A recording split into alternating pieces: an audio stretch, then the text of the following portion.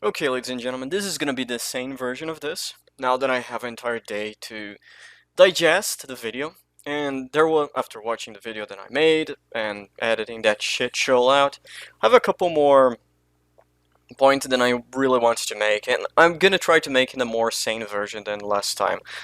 This video not gonna be having like 30 minutes. I will try my best to stay on 10 minutes or something, maybe a little bit more. Let's go. Hey everyone, my name is Marcin Iwiński and I'm the co-founder of CD Projekt. When I started CD Projekt 25 years ago, one of its founding principles was honest and direct communication with gamers. The first thing, I'm gonna place subtitles here because why not?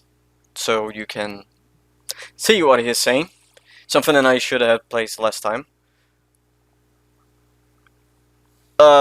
One of the reasons why I decided to do this video again, it's because The Witcher 3.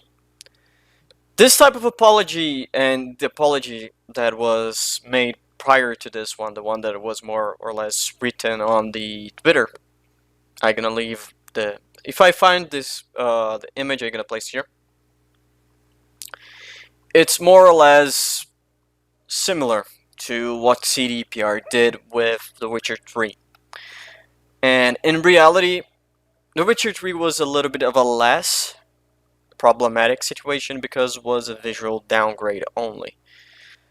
Even if at the time, the same year, we did gave a lot of shit for Ubisoft for doing a larger downgrade on Watch Dogs, we simply let it slide to CDPR once, and we thought they quote unquote learned their lesson. They will not do something very similar. The fact is, in the same way, back when they put the blame on consoles, and that is a truthful, true statement. I'm gonna leave a very good, very insightful video on the description of this video. I highly recommend you go and watch to show how the same behavior than CDPR push during Cyberpunk, they push on here. But let's keep going. When CD Projekt Red, the game development part of CD Projekt, was born, it added something important to that principle, the ambition to make the best games in the world. It became our mission and something that guided us up until now. Based on that legacy of genuine and honest communication, you've trusted us and pre-ordered our... Here's the thing. They were not honest on their communication. They weren't honest with their communications during Cyberpunk, and they weren't honest on their communications on Witcher 3. You can see that on the video that I'm linking on the description. You saw that with Cyberpunk. Our game. And despite good reviews on PC, the console version of Cyberpunk 2077 did not meet the quality standard we wanted it to meet. I and the entire leadership team are deeply sorry for this, and this video is me publicly owning up to that. Please don't fault any of our teams for what happened. Again, that is the interesting part. The first thing, I'm gonna say it's very good and he's owning up to the fact that it was not player pressure that pushed they to release the game on December 10th or 9th. For me it was 9. It was not the developers pushing, it was not the public pushing, it was nothing commitment, it was his commitment and the upper management. Holy shit. The upper management decision to release the game. All are incredibly talented and hardworking. Myself and the board are the final decision makers, and it was our call to release the game. Although, believe me, we never ever intended for anything like this to happen. I assure you that we'll do our best to regain your trust. Now I'd like to tell you how the situation looked like. I want to point something out. How do you regain the trust of the public after something like this happen? The simple and easiest way to do is first own up to the fact and second fix. I know, not the best, but I will use No Man's Sky as the example of something like that. No Man's Sky had problems on technical sides, bugs, glitches, texture, anything like that. But it also had the same problems that Cyberpunk had. Cut content. And during the year, and until now, until probably like I don't know what happened in Hello Games right now. Until now, they are still working hard to deliver the best game they can make, the best experience they can put to the players, and they are putting content they promise back in the game. I will highly recommend you watch the Internet Historian video about No Man's Sky. Again, gonna leave on the description below, and you can see what what is the perfect scenario for regaining trust. Now, does the same thing happen to CDPR? I doubt it. like from the inside. Cyberpunk 2077 is huge in scope, and I'm not only talking about quests or things you see at first glance. I'm talking about a multitude of custom objects, interacting systems, and mechanics. In the game, everything is not stretched out over flat terrain where we can make things less taxing hardware-wise, but condensed in one big city and in a relatively loading-free environment. On its own, this is a challenge, but we made it even more difficult for ourselves by wanting to make the game look epic on PCs and then adjusting it to consoles, especially old gens. I want to reiterate something that I said in last video, and I will try to push on a more sane version. You have to remember, this game was developed since 2012, and let me be honest, let us believe that the game started development in 2012, even if whatever happens there. The reason is they said there was development done prior, but let's say that is the case. Or better yet, let's say the development started in 2016, where was the last piece of development for The Witcher 3 was, because we know that the studio that was working on Cyberpunk had to be pulled to work on The Witcher 3 post-launch content. So during that time, 2016, 17, 18, 19, and 20, it's not old generation. It's not a old gen system. It's a next gen system. It's a current gen system, I'm sorry, that they were working with. It was a PC and current gen. Only on 2019/2020, maybe 2018, if you go by risk, quote unquote, you can say that they start to have the next gen. So, option A, the management is so fucked up, they forced the developers to scrap down the entire development they made on the game prior to start developing that, because, well, the game was already being developed to the current gen. Or they made the game in 2019, which is very strange since we have demos prior to that. That was our core assumption, and things did not look super difficult at first. We knew the hardware gap, yes, but ultimately, I think that time has proven that we've underestimated the task. To give a concrete example, and the main culprit, we had to constantly improve our in-game streaming system for all gen consoles. Streaming is responsible for feeding the engine with what you see on screen, as well as the game mechanics. And since the city is so packed and the disk bandwidth of all gens is what it is, it constantly challenged us. This is again what I'm saying. Something that a behavior that we already saw before. Again, in the video in the description, you will see the same motif, the same thing. Again, they are placing the blame on the old consoles, or at the time of The Witcher, the consoles. The problem is not that we fucked something up. The problem is that we force our development team to do something. We fucked up on the decision maker or something like that. The problem is the consoles. I wonder what Sony and Microsoft will do if they keep listening that more than once. Because, well, it's not the first time and will not be the last.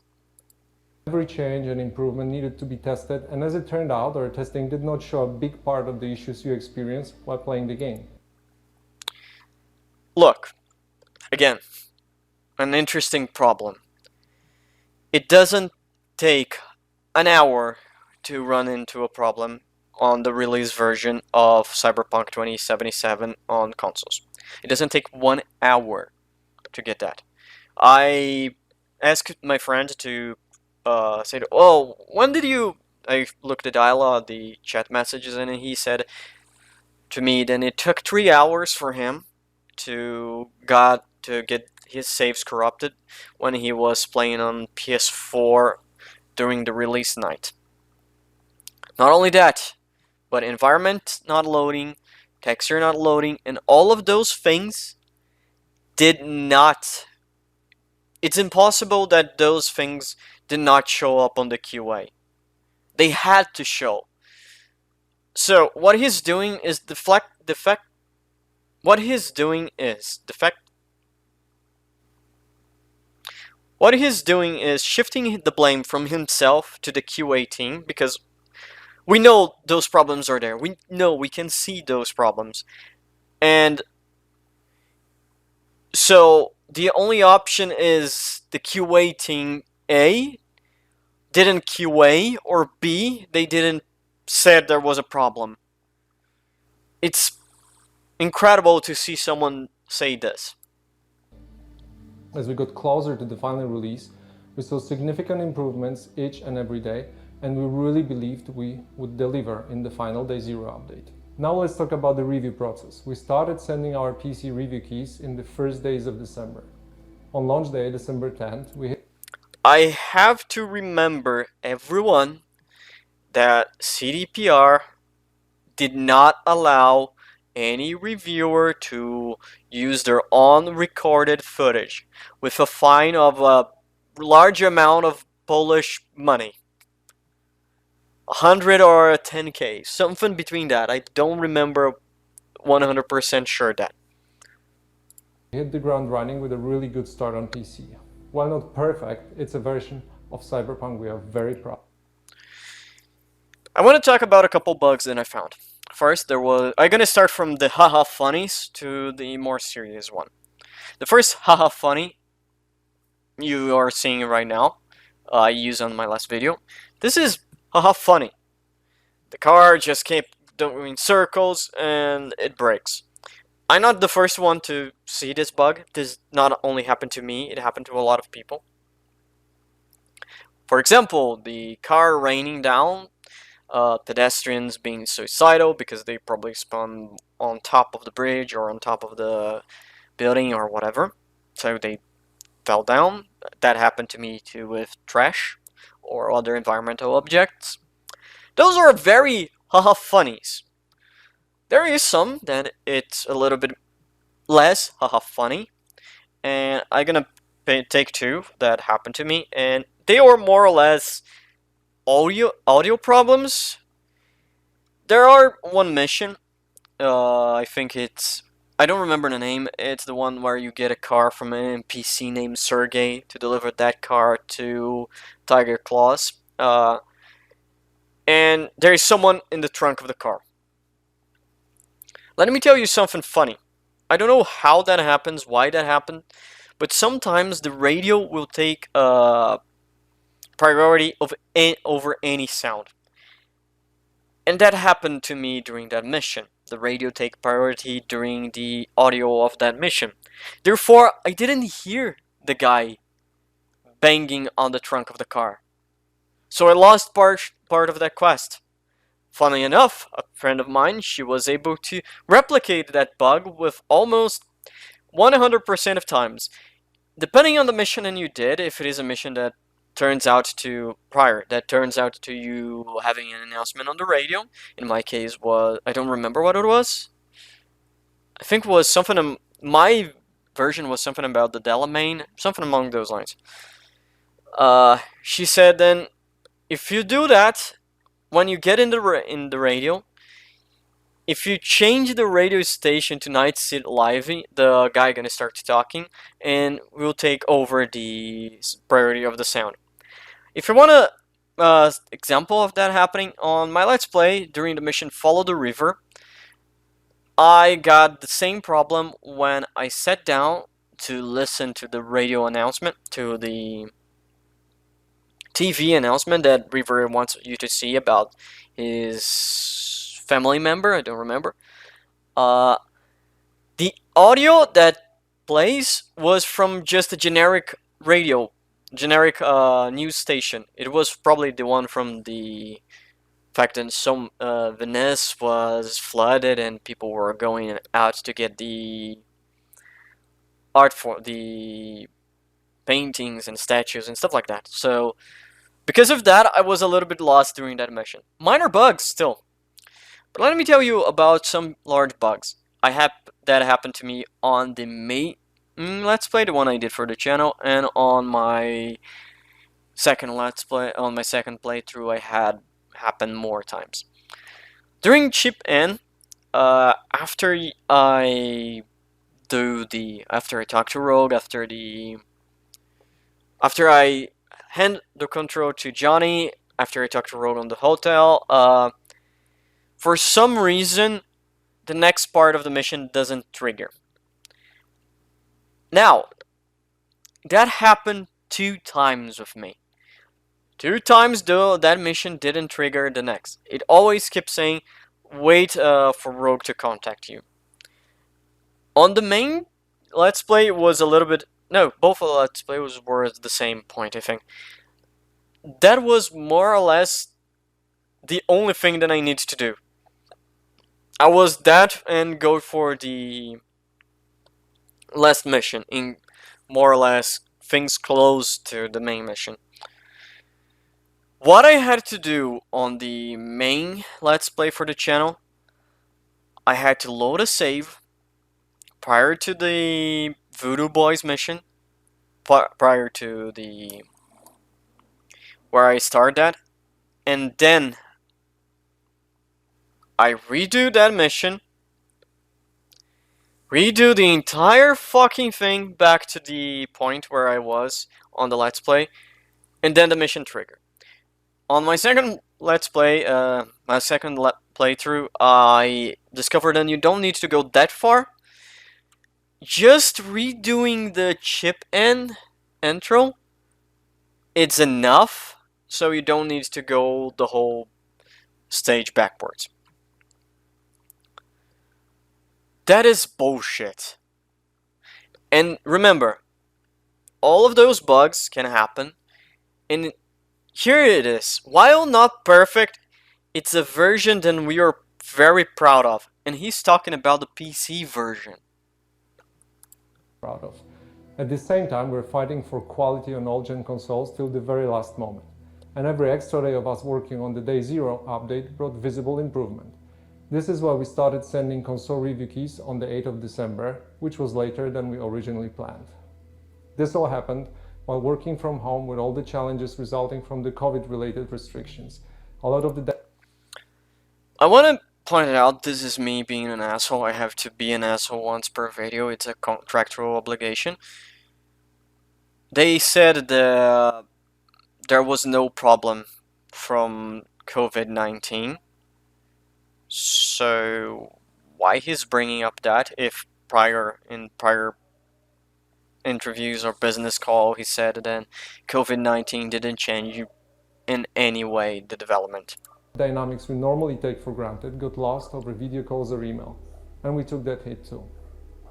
Now I'd like to tell you about our plans for the future and present a path for Cyberpunk 2077 on consoles and PC. We have already released 3 hotfixes improving the game, but that's just the beginning. Our ultimate goal is to fix the bugs and crashes gamers are experiencing across platforms. Please expect bigger and smaller patches on a regular basis. The first update will be dropping within 10 days, and it will be followed by another, more significant one in the following weeks. We will of course continue to work on the game in future updates and improvements beyond that. Our big plans for supporting Cyberpunk in the long term did not change. As for the free DLCs, our initial plan was to deliver them just after the release, much like we did with The Witcher 3. We decided to... And much like they did with The Witcher 3, that's the same excuse. Oh, we're gonna make sure we make up to the player base with the free DLCs. Funnily enough, the interesting thing is you have to, just for quality, because we don't have datas, here is the thing. This is gonna happen after on the second half of the year. This is gonna happen prior. This is gonna happen in 10 days. This is gonna happen in a couple weeks. What the fuck this means? We don't know. Second, what are the free DLCs? We don't know. What are the improvements and multiple updates? We don't know. Do we gonna get things that we were promised during 2012, 2013, 14, 19, 14, 15, 16, 17, 18, 19, and 20? No, because they don't care about that. Focus on the most important fixes and updates first, and we'll be releasing the DLCs afterwards.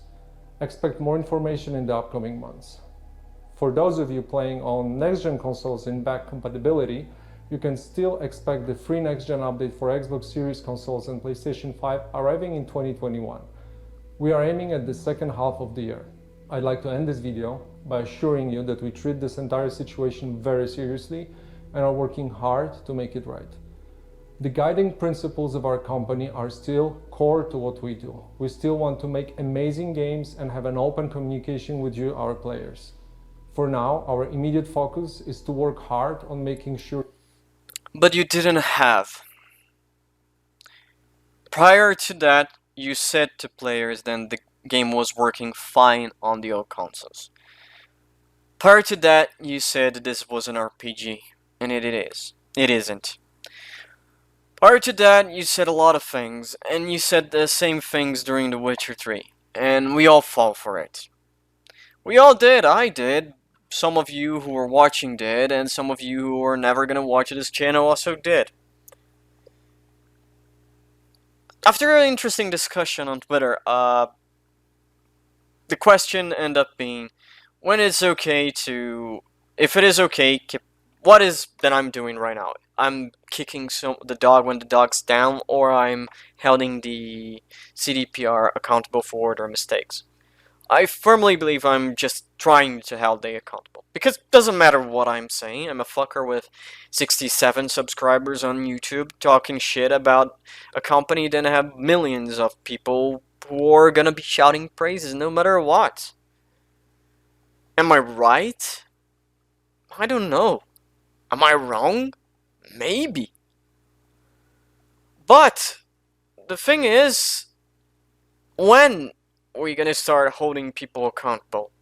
When are we gonna hold people, like, for example, CDPR accountable for cutting so much content, for misleading so much of during their marketing for the game?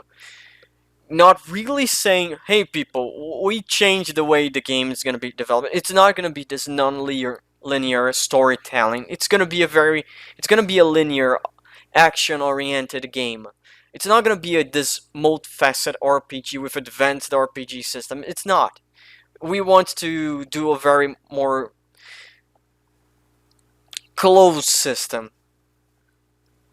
When are we gonna stop pretending that it's not okay to ask that, like he says, then he wants to have a clear communication with the players? When that's gonna be something that we're really gonna do?